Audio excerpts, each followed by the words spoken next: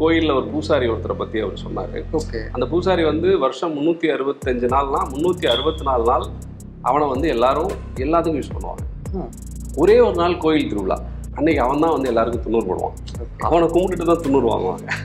இப்படி ஒரு கேரக்டர் என்கிட்ட சொன்னார். அப்போ அவன் மனநிலை எப்படி இருக்கும்? ஒரே ஒருத்தன் மட்டும் இருக்கான் அந்த படத்தில், அவன் மட்டும்தான் நல்லவன் அப்படின்றது நமக்கு போர் அடிச்சிடுற டைம் வந்துருச்சு இல்லையா? அதனால தான் அந்த மல்டி ஸ்டாரர் ஏன் ஒர்க் ஆகுதுன்னா, அதில் வேற வேற ஆட்களுக்கு இம்பார்ட்டன்ஸ் இருக்கும் போது கதையினுடைய போக்கு வந்து நமக்கு வேற வேற இதை கொடுக்குது, அனுபவத்தை கொடுக்குது. இது வரைக்கும் பண்ண சில விஷயங்கள் இருக்கு இல்லையா, அது இல்லாமல் இருந்துட்டா நமக்கு ஒரு வேற ஒன்று கிடைக்கும். ஸோ தட் நான் ஒவ்வொரு சீன் பண்ணும் போதும் அதை டபுள் செக் பண்ணிப்போம். சூரி மாதிரி இருக்கா அவர், ஏன்னா ஸ்பான்டேனியஸா அவருக்கு வந்து டக்குன்னு ஒரு டைலாக் வந்துடும். சீரியஸான சீன்ல கூட டக்குன்னு ஒரு கமெண்ட் போடுவார். போட்டோ நாங்கள் எல்லாம் சிரிச்சுட்டு ஓகே இது சூரி மாதிரி இருக்கு, இப்போ சொக்கன் மாதிரி பண்ணுவோம். வாழ்க்கையில் அந்த மாதிரி சம்பவங்கள் நடக்குதில்லை. அப்போ அந்த மாதிரி ஒன்றா ஏன் இருக்கக்கூடாது அப்படின்ற மாதிரி எனக்கு சூரி சாரோட நடந்த டிஸ்கஷனோட எக்ஸ்டென்ஷனாக தான் இது. இந்த மாதிரி இடங்கள் வந்து அங்கே நாங்கள் வெறும் அந்த கேரக்டரை பற்றி மட்டுமே பேசலை, அதை தாண்டி சில டிஸ்கஷன்ஸ் இருக்கும் இல்லையா? அப்படியாக எனக்கு இது அந்த இடத்துல இப்படி இருந்தால் எப்படி இருக்கும் அப்படின்றது தான் அமைஞ்சது. அதை நாங்கள் பேசும்போது உருவானது தான் அந்த குழந்தை மாதிரி. விடுதலை 2 எவ்வளோ ஃபினிஷாக இருக்குது, அதை பற்றி எதுவும் வெற்றி சார்ட்ட பேசுவீங்களா? நேற்று நைட்டு நினைக்கிறேன் பேசிட்டு தான் இருந்தோம். சீக்கிரமே முடிச்சிடணும் அப்படின்ற இதுக்கு வந்துட்டாரு சார். ஸோ அதனால அது மோஸ்ட்லி எனக்கு ரொம்ப சீக்கிரமாகவே நம்ம நினைக்கிறத விட சீக்கிரமாகவே படம் ரிலீஸ் ஆயிரும். ஹலோ துரைசந்திரமா சார், வெல்கம் டு பிடி பிரைம். வணக்கம். ஃபஸ்ட்டு இந்த இன்டர்வியூ நம்ம வந்து காலையில் பண்ணியிருக்க வேண்டியது, பட் நீங்கள் வந்து தியேட்டர் விசிட் போகணும் அப்படின்னு சொல்லியிருந்தீங்க. உங்களோட ஃபஸ்ட்டு படம் எதிர்நீச்சல் வந்தப்போ அப்போவும் நீங்கள் போயிருப்பீங்க. ஃபஸ்ட்டு படம் பண்ணிவிட்டு அதோடைய ரெஸ்பான்ஸ் பார்க்குறதுலேருந்து கருடன் மாதிரி ஒரு படம் எடுத்துகிட்டு இப்போது தியேட்டர் ரெஸ்பான்ஸ் பார்க்குறது அப்படிங்கிற ஒரு அது எப்படி இருந்தது? இல்லை, இதில் ஒரு சின்ன இது என்னன்னா, ஃபர்ஸ்ட் டே பார்க்கறது செகண்ட் டே பார்க்கறது ரெண்டு இருக்கு. நீங்கள் கேட்குறது நான் அப்படி பிரித்து கூட சொல்கிறேன். ஃபர்ஸ்ட் டே பார்க்கறது இன்னைக்கு வரைக்கும் ஃபஸ்ட்டு படத்தில் என்னவோ அதே பயத்தோடையும் அதே இதோடையும் தான் போய் பார்ப்போம். ஏன்னா ஒவ்வொரு படமுமே எங்கள் லைஃப் தான். ஸோ ஃபஸ்ட் டேன்றது வேறு. அது நீங்கள் எதிர்நீச்சல் ஆரம்பித்து இன்னைக்கு வரைக்குமே கருடன் நேற்று காலையில் நாங்கள் ரோகிணி தேட்டரில் பார்க்கும்போது கூட அதே உணர்வோடு தான் இருக்கும். ஏன்னா எந்த இடத்துல என்ன எப்படி ஒர்க் ஆகும் எதுவுமே தெரியாமல், ஐயோ இதை கொஞ்சம் கம்மி பண்ணியிருக்கலாமே, இதை வேற பண்ணியிருக்கலாமே, இதே மனநிலையோடு தான் இன்றைக்கி படம் பார்க்கும்போதும் நேற்று படம் பார்க்கும்போது இருந்தது. இன்றைக்கி கொஞ்சம் பாசிட்டிவான ரிவ்யூஸ் எல்லா பக்கமும் இருந்து வந்து மக்கள் எல்லாரும் நல்லா இருக்குன்னு சொல்லும் போது ஒரு நம்பிக்கையோடு இன்றைக்கி தேட்டருக்கு போய் பார்க்கும்போது இன்னும் செலிப்ரேஷன்ஸை நம்ம ஓரளவுக்கு ஒரு பதட்டம் இல்லாமல் நம்ம அதை ரிசீவ் பண்ணிக்கிற மனநிலையோடு தான் இன்றைக்கி செகண்ட் டேயோட இதை நான் பார்த்தேன். உங்கள் ஜேர்னி எடுத்துக்கிட்டோன்னா நீங்கள் பாலுமேந்திரா சார்கிட்டருந்து ஆரம்பிக்கிறீங்க. ஜூலி கணபதியில் ஒர்க் பண்ணீங்க, அதான் ஃபஸ்ட். ஆமாம், அதான் ஃபஸ்ட். அவர்கிட்டருந்து லேர்ன் பண்ணிக்கிட்டதுன்னா என்ன? ஒரு சினிமாவை அவர் மூலமாக கற்றுக்கிட்டதுன்னு உங்களுக்கு ஒன்று இருக்கும்ல, அது என்னவா இருந்தது உங்கள் ட்ராவலில்? அதாவது ஒரு சீனை ஒரு கதையை என்ன மாதிரியான மொழியில் சினிமா மொழியில் நம்ம சொல்லலாம் அப்படின்றது சார்கிட்ட இருந்து தான் எனக்கு நான் கற்றுக்கிட்டேன். ஏன்னா ஒரு சீன் பேப்பரில் இருக்கும், அன்றைக்கி ஜூலி கணபதி ஷூட்டிங் போகிறப்போ சார் என்னென்ன ஷார்ட்ஸ் எடுக்கிறாரு அப்படின்றத வச்சு தான் நம்ம அந்த லேர்னிங் ப்ராசஸே ஸ்டார்ட் ஆகுது இல்லையா? அப்புறம் ஸ்பெசிஃபிக்காக சார் சில விஷயங்கள் சொல்லுவார். ஒரு க்ளோஸ்அப்புன்றது ஒரு படத்துக்கு ஒரு டைரக்டருக்கு வந்து க்ளோஸ்அப் வந்து ரொம்ப கம்மியாக தான் யூஸ் பண்ணணும் படத்தில். அது வந்து ரொம்ப அதனோட என்ன சொல்கிறது, ஒரு கோல்டு அந்த மாதிரி அவர் சொல்கிற அது மீனிங்கே எப்படி சொல்லுவார்னா, ஒரு க்ளோஸ்அப்புன்றது ரொம்ப ரொம்ப அவசியமானது. நீ தேவையில்லாத இடத்துல க்ளோஸ்அப் யூஸ் பண்ணனா உனக்கு தேவையான இடத்துல அந்த க்ளோஸ்அப் ஒர்க் ஆகாது. அதுதான் அவர் சொல்லிக் கொடுத்த தியரி. ஸோ ஒரு க்ளோஸ்அப்புன்றதை இந்த இடத்துல நம்ம பயன்படுத்தணும், எவ்வளோ தூரம் அதை போய் பார்க்கணும், இந்த விஷயங்கள் இருக்கு இல்லையா? இதுதான் நான் பாலுமேந்திரா சார்கிட்ட இருந்து கற்றுக்க ட்ரை பண்ணிகிட்டு இருக்கேன். அது அவரோட படங்களோ அவரோட வேலை செஞ்சதுல இருந்தோ கற்றுக்கிட்டு என்னோட படத்தில் ஒரு எமோஷனலான சீன்ஸில் நம்ம எங்கே எப்படி கட் பண்ணணும், எவ்வளோ தூரத்துக்கு நம்ம தூரமாக இருக்கணும், எங்கே பக்கத்தில் போகணும், இந்த விஷயங்கள் வந்து இதுதான் சினிமாவுடைய அரிச்சுவடின்னு நினைக்கிறேன். அங்கேருந்து நம்ம அப்படி தான் நான் இந்த ஒரு விஷயத்த நான் சார்கிட்ட இருந்து கற்றுக்கணுன்ற மாதிரி தான் நினச்சிட்டு இருக்கேன். ஓகே, பட் உங்களோட ஜானர் வந்து சுத்தமாக வேறு. நீங்கள் ஃபஸ்ட் படம் பண்ணுறப்போ அது ஒரு கமர்ஷியல் ப்ளஸ் ஒரு ஸ்போர்ட்ஸ் எல்லாம் சேர்ந்து இருக்குது. அதுக்குள்ளே இந்த மாதிரி விஷயத்தை அப்ளை பண்ணுறதுன்றது இல்லை, நீங்கள் சினிமான்றது ஒன்று தானே என்றைக்குமே. நீங்கள் என்ன மாதிரி கதை பண்ணுறோம், எப்படி கமர்ஷியல் அப்ரோச்சுன்றது நீங்கள் என்ன இதில் வந்து ஆடியன்ஸை என்டர்டைன் பண்ணுறீங்க, என்ன மாதிரி கமர்ஷியல் காம்ப்ரமைசஸ், என்ன மாதிரி சாங்ஸ் போகிறீங்கிறதானே தவிர ஒரு கதையை சொல்லும் போது ஆடியன்ஸோட ஒரு கனெக்ட் ஏற்படுறதுக்கு அந்த ஃபிலிம் லாங்குவேஜ் தான் உதவிது. அந்த ஃபிலிம் லாங்குவேஜை பற்றி தான் நான் சொல்கிறேன், அதை தான் நான் கற்றுக்கிட்டு இருக்கேன். பட் சாரே சொல்லி கொடுத்த இன்னொரு விஷயம், உங்களோட சினிமாவை பண்ணுங்க, உன்னோட சினிமா எதுன்னு கண்டுபிடி, உன்னோட சினிமாவை நீ பண்ணு. விச் மீன்ஸ் என்னோட லைஃப்பில் நான் கற்றுக்கிட்ட, நான் பார்க்கணுன்னு ஆசைப்படுற என்னோட அரசியலோ சமூக அறிவோ அறிவின்மையோ இதை வச்சு தான் என்னோட சினிமா உருவாகும். அப்படி நான் என்னோட சினிமாவை கண்டுபிடிக்கிறதுக்கான ஒரு விஷயமா தான் அந்த அதையும் சேர்த்து தான் சார் கற்றுக் கொடுத்துருக்காரு. அதனால எதிர்நீச்சல்ன்றது கமர்ஷியல் ஃபில்மா, அது என்னோட சினிமா. அதுக்குள்ளே இருக்கிற நான் சொல்ல என்னோட சீன்ஸ்குள்ளே எமோஷன் சீன்ஸ்குள்ளே நான் கொண்டு வரணும்னு நினைக்கிறது பாலுமேந்திரா சார்ட்ட இருந்து நான் கற்றுக்கிட்ட விஷயங்கள். ஓகே. உங்களோட இன்டர்வியூஸ் பார்க்கும்போதும் சரி, உங்களோட படங்கள் பார்க்கும்போதும் சரி, எனக்கு என்ன தோணுச்சுன்னா, நீங்கள் எதை பண்ணுறதுக்கும் ரெடியாக இருக்கிற ஒரு டேரக்டர்னு தோணுது. ஏன்னா நீங்கள் வந்து ஒரு ஸ்டோரி எழுதுறீங்க, அது வந்து ஒரு இன்னொரு ஆக்டருக்கு நினச்சி எழுதுறீங்க, தனுஷ் சாருக்கு எழுதுறீங்க, அது வந்து சிவகார்த்திகேயன் வச்சு எடுக்கிற மாதிரி ஆகுது. அப்புறம் வந்து காக்கி சட்டையும் அந்த மாதிரி ஆகுது. அப்புறம் வந்து சூரி வந்து ஒரு லைன் உங்ககிட்ட சொல்கிறாரு, ஓகே இதை நம்ம ஒரு கதையாக ரெடி பண்ணலாம் அப்படின்னு. ஸோ அந்த எப்பவுமே ரெடியாக இருக்கிற ஒரு அலர்ட்னஸ் எப்படி இருக்கும்? இல்லை மேபி நான் அதை சொல்கிறேன், எக்ஸ்பிரஸ் பண்ணுறேன். இங்கே இருக்கிற எல்லாருமே அந்த மாதிரி தான் இருக்கோம். நாங்கள் எல்லாருமே எங்களுக்கு வந்து என்ன அமையுதோ என்ன மாதிரி, ஏன்னா எல்லாருமே வாய்ப்பை தேடிக்கிட்டு இருக்கிற நீங்கள் ஒரு படம் ஹிட்டு கொடுத்துட்டாலும் அடுத்த படம்ன்றது என்ன கதை பண்ண போகிறோம், யார் ஹீரோ, யார் ப்ரொடக்ஷன், எப்படி நம்ம இதை ஷூட் பண்ண போகிறோம், அந்த கேள்விகள் தொடர்ந்து இருந்துக்கிட்டே தான் இருக்கும் எல்லா படத்துக்குமே. அதனால நீங்கள் வாய்ப்புகளை தேடிக்கிட்டு இருக்கிறது தான் எல்லாரோட மனநிலையும். நம்ம கிடைக்கிற வாய்ப்புகளில் இன்னும் சொல்ல போனால் இயக்குனராக வந்துட்டு நடிகராகிறது, நடிகராகிட்டு இயக்குனராகிறது, இந்த மாதிரியும் இங்கே அமையுது இல்லையா? ஸோ நமக்கு என்னை பொறுத்த வரைக்கும் நம்ம இயக்குனராக வந்திருக்கிறோம், தேடி வந்தது அதுதான். அதில் நம்ம எவ்வளோ எஃபர்ட்ஸை போட முடியும், கிடைக்கிற வாய்ப்புகள்லேருந்து நம்மளை எப்படி நம்ம வந்து இது பண்ண முடியுன்ற எல்லார மாதிரி தான் நானும் இருக்கிறதா நான் நினைக்கிறேன். பட் இப்போ நீங்கள் ஒரு கதை எழுதி ஒரு ஆர்டிஸ்ட் மைண்டில் வச்சுருக்கீங்க, அதுக்கப்புறம் அது மாறும்போது அதில் இந்த இதெல்லாம் மாற்றணும், இந்த மாதிரி ஒர்க் பண்ணணும் அப்படிங்கிற ப்ராசஸ்க்கு நீங்கள் ரெடியாக இருக்கணும்ல மைண்ட் லெவலில், அதை எப்படி ஒர்க் அவுட் பண்ணிக்கிறீங்க? ஜென்ரலாகவே இப்போ நான் வெற்றிமாறன் சார்ட்ட வேலை செய்யும் போது படத்தினுடைய ரிலீஸ் தேதி கடைசியாக ப்ரொடியூசர் வந்து இதுக்கு மேலே நாங்கள் படத்தை ரிலீஸ் பண்ணியே அவனும் பிடிக்கிட்டு போகிற வரைக்கும் நாங்கள் வேலை செஞ்சுக்கிட்டே இருப்போம். அதில் சேஞ்சஸை அவர் அலோவ் பண்ணிக்கிட்டே இருப்பார் வெற்றி சார். ஏன்னா அந்த ஸ்கிரிப்ட்ன்றதை இப்போ எப்போ முடிஞ்சதுன்னு கேட்டால் அவர் ஒன்று சொல்லுவார், படம் ரிலீஸ் அன்னைக்கு முன்னாடி முடிஞ்சிடும் அப்படின்றது அவரோட பதிலாக இருக்கும். அப்படி தான் நாங்கள் அங்கேருந்து வேலை செஞ்சுட்டு வர்றதுனால எல்லாத்துக்குமே ஓப்பனப்பாக இருக்கும். ஸோ அதனால ஒரு கதையை இன்னொருத்தருக்கு சொல்றதுன்றதுல வந்து நமக்கு ஒரு தடையுமே கிடையாது. நீங்கள் என்னன்னா ஒரு ஆர்டிஸ்ட் நம்ம பண்ணி வச்சிருப்போம், இன்னொரு ஆர்டிஸ்ட் கதை சொல்ல போறோம் இல்லைங்களா, அந்த ப்ராசஸ்லேயே எனக்கு அது மாறிடும். ஓ இவர்கிட்ட அதை சொல்லக்கூடாது, பயங்கரமா ஒரு ஃபைட்டுன்னு இவர் பண்ண மாட்டாரு, இல்லை இது அப்படி நமக்கு எல்லாமே மாறும் இல்லையா? அப்படிதான் அது அந்த அந்த ஃப்ளோலேயே அது மாறிடும். ஸோ எனக்கு அப்படிதான் தோணும். ஓகே. நீங்கள் சொன்ன வரைக்கும் கருடன் வந்து உங்களுக்கு மோஸ்ட் சாட்டிஸ்ஃபைடான ஒரு ஃபிலிம் நான் ஒர்க் பண்ணதில்லை அப்படின்னு சொல்லியிருந்தீங்க. பட் இல்லை சாட்டிஸ்ஃபைடுன்னு சொல்ல, என்னோட 100% நான் என்ன நினைச்சனோ அதை அப்படியே எடுக்கிறதுக்கு எல்லா சைட்லேருந்தும் எனக்கு ஹெல்ப் கிடைச்சி, நானும் வெளியிலேருந்து வர்ற கருத்துக்களை கொஞ்சம் ஃபில்டர் பண்ணி எனக்கு என்ன தேவையோ இல்லை நான் எழுதிட்டேன் இதை தான் எடுப்பேன் அப்படின்னு ரொம்ப க்ளோஸராக என்னோட நான் நினச்சதுக்கு பக்கத்தில் போன படம் அப்படின்னு நான் சொல்கிறேன். பட் மற்ற படங்கள்ல அது ஏன் நடக்கலன்னு நினைக்கிறீங்க? இல்லை இல்லை எதிர்நீச்சல் அப்படி தான் எடுத்தேன். ஆனால் என்ன சொல்கிறதுனா இப்போ நான் என்னோட உதவியாளர்கள் கூட சொல்கிறேன், அவங்க சொல்கிற கருத்தை நான் அனலைஸ் பண்ணி சில விஷயங்கள் வெளியில் இப்போ ஜென்ரலாக இப்போ நான் முன்னாடியே சில விஷயங்கள் சொல்லியிருந்தேன். இப்போ சிவகார்த்திகேயன் படம் நான் பண்ணும்போது அதுக்கு முன்னாடி எதிர்நீச்சலுக்கு அப்புறம் ஒரு வர்த்தகோட வளைவு சங்கம், மான் கராத்தின் பெரிய ஹிட்ஸு, கமர்ஷியல் சக்ஸஸ்ஃபுல், ஒரு என்டர்டெய்னர், இப்படி ஒருத்தரை வச்சுக்கிட்டு காக்கி சட்டன் நான் வந்து ஒரு ராவா ஒரு படம், ஒரு போலீஸ் கதை அப்படிலாம் பண்ணேன்னா என்னோட இன்வெஸ்டர்ஸ்க்கும் அந்த ஹீரோவுக்கும் எனக்குமே நம்ம எதுவும் தப்பு பண்ணுறோமோ அப்படின்ற ஒரு பயம் எனக்கு அந்த மாதிரி எனக்கு தோணுச்சு. மேபி அதை நான் அது தவறாக கூட இருக்கலாம். ஆனால் அந்த சூழலில் ஓகே நம்ம அப்போ என்ன பண்ணுறது, ஒரு இன்பிட்வீன் ட்ரா பண்ணுவோம், நம்ம நினச்சதும் பண்ணுவோம், ஒரு ட்ரேடு ஒரு பிஸ்னஸாகவும் அதை கன்வெர்ட் பண்ணி இப்படியாக சில விஷயங்களை நம்ம பண்ணிக்கிறோம் இல்லைங்களா? அந்த மாதிரியான இதுதான் சொல்கிறேன். இப்போ நான் அதை குறையா நான் சொல்கிறேன்ற மாதிரி நீங்கள் எடுத்துக்கூடாது. நான் எனக்கு என்னென்னா நான் நினைக்கிறத நான் ஓப்பனாக ஷேர் பண்ணிக்கிற ஒரு இதுவாக தான் நான் பார்க்குறேன். எனக்குள்ளே ஓகே இதெல்லாம் இருந்துச்சு, அதனால நான் சில விஷயங்கள் இப்படி பண்ணினேன் அப்படின்றதானே தவிர என்னோட முழு அளவில் நான் அன்னைக்கு நான் வேலை செய்யும் போது 100% என்னோட முழுசையும் நான் அர்ப்பணித்து தான் அந்த படங்களுக்கு நான் வேலை செஞ்சுருக்கேன்.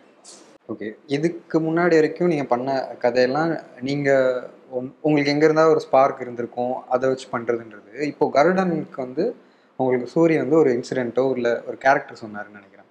அந்த கேரக்டரை வச்சுட்டு நீங்கள் டெவலப் பண்ண ஆரம்பிக்கிறீங்க. கேரக்டராக என்னென்னா ஒரு கோயிலில் ஒரு பூசாரி ஒருத்தரை பற்றி அவர் சொன்னார். ஓகே. அந்த பூசாரி வந்து வருஷம் 365 நாள்னா 364 நாள் அவனை வந்து எல்லாத்துக்கும் யூஸ் பண்ணுவாங்க.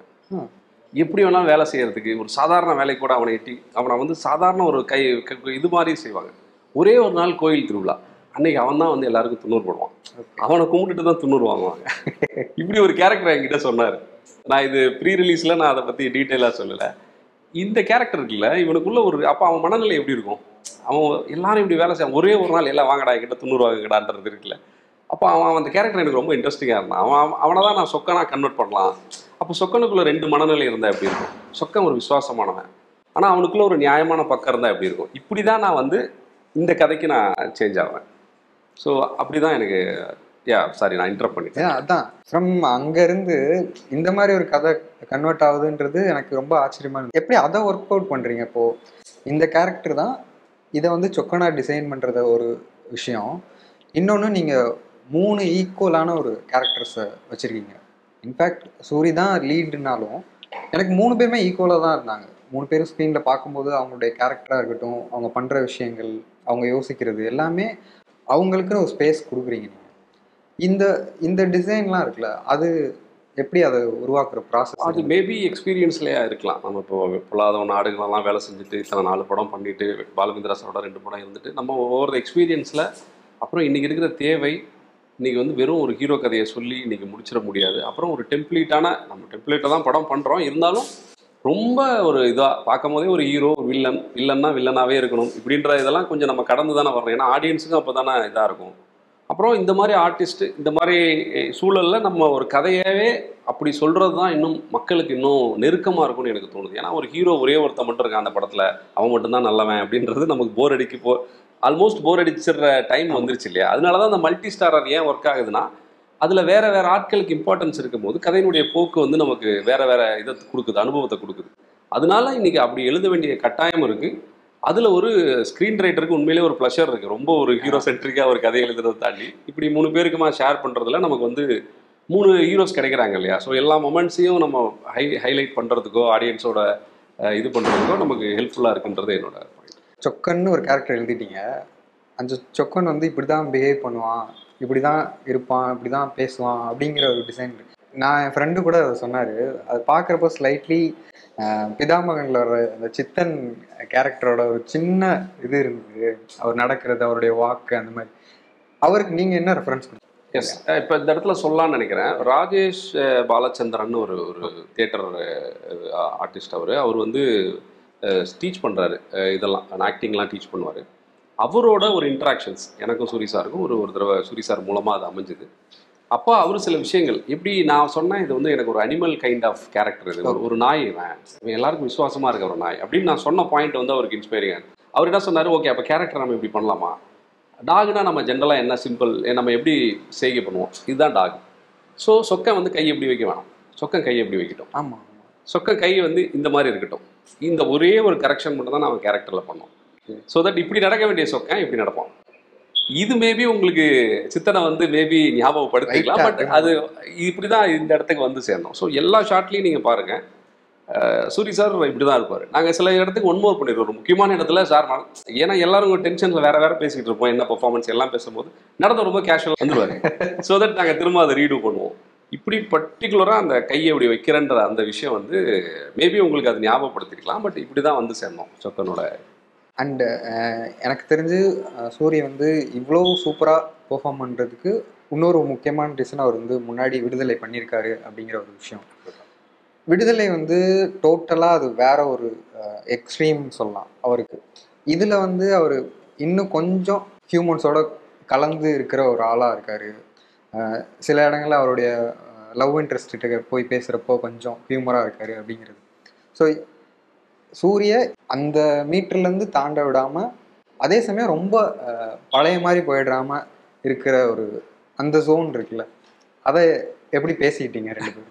இல்லை வெற்றி சார், நான் முன்னாடியே சொன்ன மாதிரி சில விஷயங்களை ஒரு மீட்டர்னு அவர் சொன்னாருன்னு சொன்னார் இல்லைங்களா, என்னன்னா எது பண்ணக்கூடாது அப்படின்றத வெற்றி சார் ஒரு இது பண்ணியிருந்தார். அது என்னன்னா சூர்யா தெரியக்கூடாது. சூரிய இது வரைக்கும் பண்ண சில விஷயங்கள் இருக்கு இல்லையா, அது இல்லாமல் இருந்துட்டா நமக்கு ஒரு வேற ஒன்று கிடைக்கும். ஸோ தட் நான் ஒவ்வொரு சீன் பண்ணும் போதும் அதை டபுள் செக் பண்ணிப்போம், சூரிய மாதிரி இருக்கா.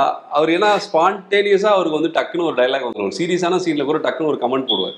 போட்டோ நாங்கள் எல்லாம் சிரிச்சுட்டு ஓகே இது சூரிய மாதிரி இருக்கு, இப்போ சொக்கன் மாதிரி பண்ணுவோம். இதுதான் மீட்டரும், இதுதான் நான் அதை நினைச்சதும். இப்போ எனக்கு ஒரு சீன் நடிக்கும் போது அந்த இடத்துல சூர்யா அவர் தெரியுறாருன்னா, அது லவ் சீன் ஆகட்டும், எமோஷனல் சீன் ஆகட்டும், நான் உடனே போய் கரெக்ட் பண்ணிடுவேன். சார் இது எனக்கு வேணாம், நீங்கள் இன்னும் கொஞ்சம் இப்படி கண்ணு சிமிட்டாமல் சொல்லி பாருங்க, எனக்கு கொஞ்சம் லிப்பு ரொம்ப எக்ஸ்ப்ரெசிவாக இல்லாமல் ஒன்று சொல்லுங்கள்.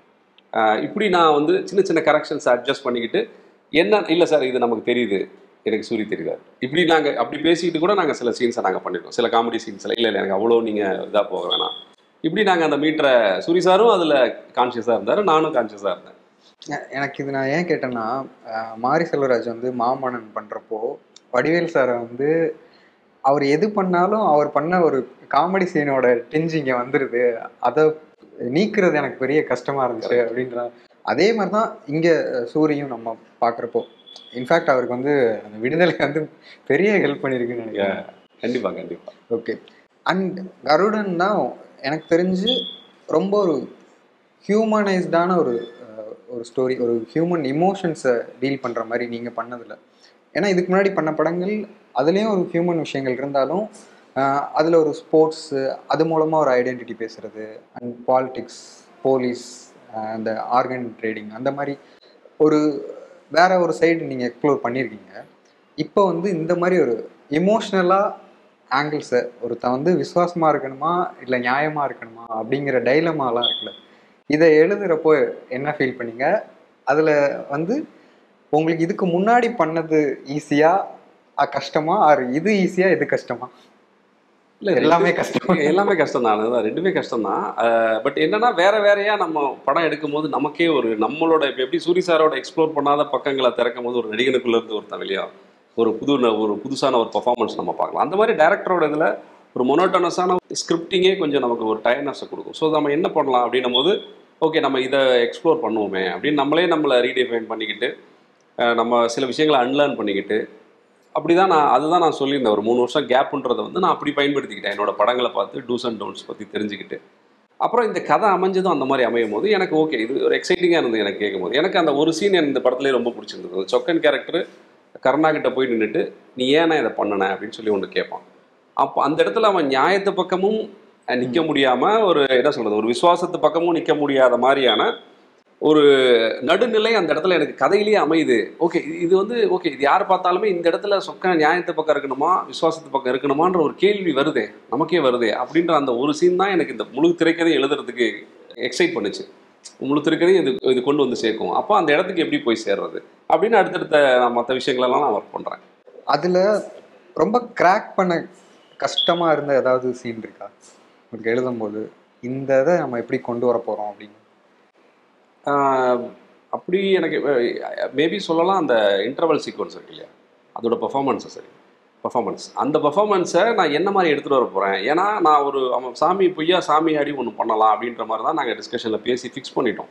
காந்தாரா வந்துருந்தது அஃப்கோர்ஸ். பட் இயல்பாகவே கோயில் கதைன்னும் போது எனக்கு அந்த சாமி ஆடுறதுன்றதை வந்து ஓகே ஏன் நம்ம காந்தாரா வந்துட்டா நம்ம ஏன் அவாய்ட் பண்ணணும், நம்ம ஒரு கோயில் கதை பண்ணுறோம், கோயில் திருவிழா தான் எனக்கு சீக்வன்ஸு அப்படின்னும் போது ஆப்வியஸாக நீங்கள் எந்த கோயில் திருவிழா போனாலும் சாமி ஆடுற ஒரு விஷயம் நடக்கும். அப்படின்னும் போது நம்ம ஏன் அதை யோசிக்க வேணாமே அப்படின்னு தான் நான் அதுக்குள்ளே வந்தேன். ஆனால் என்ன மாதிரி சாமி ஆட போகிறாரு அப்படின்றத எனக்கு அதை கண்டுபிடிச்சி நம்ம அதை எப்படி எக்ஸ்ட்ராக்ட் பண்ண போகிறோன்றதுல ஒரு பெரிய எனக்கு ஒரு இது இருந்துக்கிட்டே இருந்தது. பட் அன்னைக்கு நாள் வந்து எங்களுக்கு ரொம்ப நல்லா அமைஞ்சதுன்னு தான் நான் சொல்லணும். சூரி சாரோட இது எல்லாத்தையும் நாங்கள் டிஸ்கஸ் பண்ணி என்ன மாதிரி பண்ணலாம் நீங்கள் வந்து அதுக்கு எல்லாத்துக்குமே ஒரு ஒரு முன்னாடியே வச்சிட்டீங்க அவருக்கு சாமி ஆடுறது வரும் அப்படின்றது. ஆமாம். இல்லை நீங்கள் டெக்னிக்கலாக சொல்லணும்னா நான் அதை பண்ணிட்டு தான் இதை ரிவர்ஸில் ஒர்க் பண்ணேன். ஓகே எழுதுறப்போ நான் இதுக்கான தேவை இருக்குன்ற எனக்கு தோணுச்சு. பட் ஆனால் நான் அது வந்து ஆக்சுவலி மாண்டேஜஸ் தான், நீங்கள் அப்படி ஃபில் பண்ணலாம், நீங்கள் ரிவர்ஸில் வந்து அதை ஒர்க் பண்ணலாம். அதனால எனக்கு முதல்ல நான் இந்த சீனை எப்படி எக்ஸ்ட்ராக்ட் பண்ண போகிறோம் அப்படின்றது தான் மைண்டில் இருந்ததுனால அந்த எப்படி பர்ஃபார்ம் பண்ண போகிறோம்.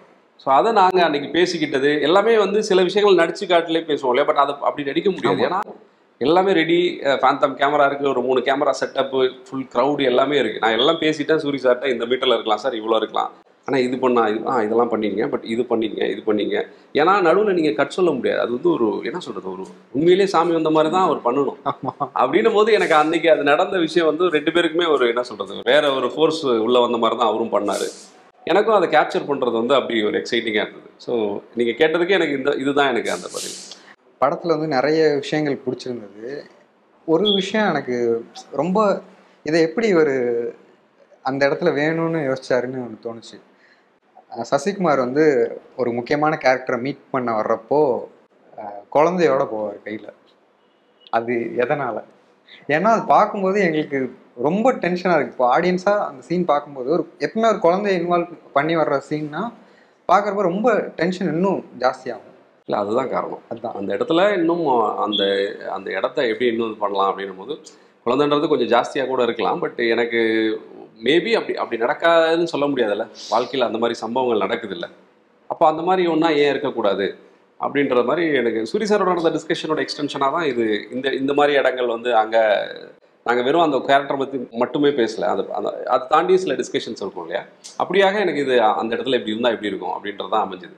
அதை நாங்கள் பேசும்போது உருவானது தான் அந்த குழந்தை மேட்ரு, அந்த கறி மேட்ரு, இது எல்லாமே அங்கே பேசும்போது அவரோட டிஸ்கஷனில் எனக்கு கிடச்சிது. சசிகுமார் சாரும் ஒரு டேரக்டரு, அவரும் ஒரு கிரியேட்டரு. இப்போது அவர் வராரு அண்டு வெற்றிமாறன் சார் அவங்க கூட தொடர்ந்து நீங்கள் ட்ராவல் பண்ணிகிட்ருக்கீங்க.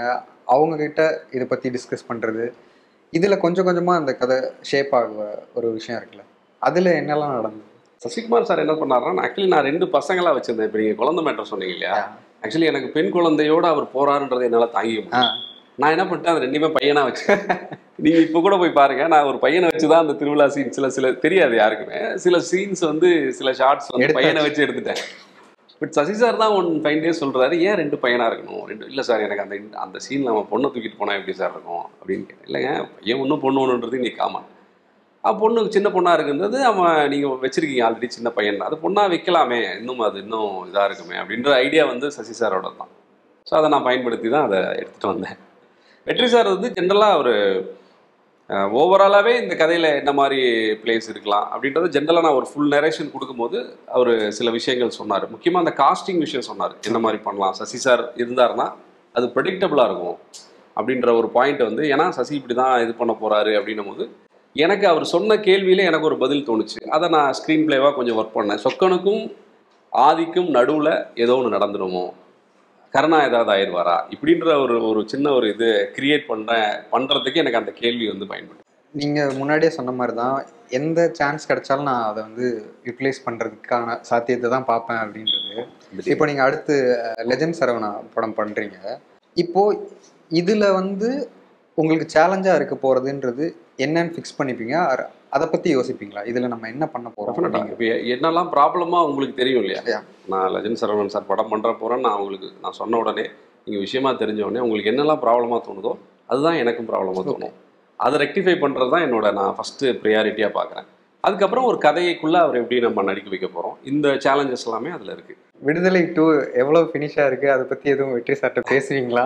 இல்லை, 2 நாள் முன்னாடி கூட நேற்று நைட்டுன்னு நினைக்கிறேன் பேசிட்டு தான் இருந்தோம். சீக்கிரமே முடிச்சிடணும் அப்படின்ற இதுக்கு வந்துட்டார் சார். ஸோ அதனால அது மோஸ்ட்லி எனக்கு ரொம்ப சீக்கிரமாகவே, நம்ம நினைக்கிறத விட சீக்கிரமாகவே படம் ரிலீஸ் ஆயிரும். ஜஸ்ட் ஒரு 15 days 20 days தான் ஷூட் பேலன்ஸ் இருக்குது அப்படின்ற மாதிரி சொன்னார்.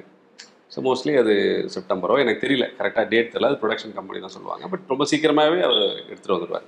அண்ட் லாஸ்ட்டாக ஒரு கேள்வி என்னென்னா, சூரி வந்து அவருடைய அப்பாவோட கதையை வந்து எழுதி வச்சிருக்கேன் அப்படின்னு சொன்னார். உங்ககிட்ட சொன்னார் சார். எனக்கு வெற்றி சார்ட்ட சொன்ன அளவுக்கு 3 hours சொல்லலை, பட் என்கிட்ட பேசினார் நிறைய. அப்பாவோட ஸ்டோரி ரொம்ப நல்லா இருந்தது. அவர் ஆஃபீஸில் போனால் ஒரு பெரிய ஃபோட்டோகிராஃப், நான் பார்க்கும் போதே அந்த ஃபோட்டோவை தான் கேட்டேன், யார் சார் இதுன்னா. அப்போ தான் சொன்னார் அப்பான்னு. ஒரு 6 பசங்க, ஒரு தோல் மேலே 6 பசங்க, ஆமாம், எல்லாம் ஏறி நின்றுக்கிட்டு ஒரு மீசை வச்ச ஒரு கேரக்டர், ஒரு டிராயிங் ஒன்று இருந்தது, செம்மையாக இருந்தது அது பார்க்கும் போதே. அப்புறம் தான் சொன்னார் அப்பான்ற மாதிரி சில விஷயங்கள் சொன்னார் அந்த அப்பா கேரக்டரை பற்றி, ரொம்ப நல்லா இருந்தது. சூப்பர். ஸோ இந்த கருடனோட சக்ஸஸ் வந்து துரை செந்தில்குமாருக்கு கொடுத்துருக்கக்கூடிய ஹோப்னா என்னன்னு சொல்லுவீங்க? நம்ம என்றைக்குமே கற்றுக்கிட்டு இருக்கணும், அதை நிறுத்திடக்கூடாது, நம்ம ரீடிஃபைன் பண்ணிக்கிட்டே இருக்கணும். அப்போ தான் இந்த இண்டஸ்ட்ரிக்குள்ளே ஃபங்க்ஷன் ஆக முடியும். நம்மளை கரெக்ட் பண்ணிக்கிட்டே இருக்கணும், உண்மையாக வேலை செய்யணும், ரொம்ப க்ளோஸராக மக்கள்கிட்ட போய் சேர்கிற மாதிரியான கதைகளை தேர்வு செய்யணும், அந்த வாழ்க்கையை உருவாக்கணும். இதுதான் நான் டேக் அவேவாக எடுத்துக்கிறேன். சூப்பர். ஸோ உங்களோட இந்த வெற்றிக்கும் அடுத்து இன்னும் வரக்கூடிய எல்லா வெற்றிக்கும் வாழ்த்துக்கள். Thank you sir. ரொம்ப நன்றி, ரொம்ப நன்றி, ரொம்ப தேங்க்ஸ்.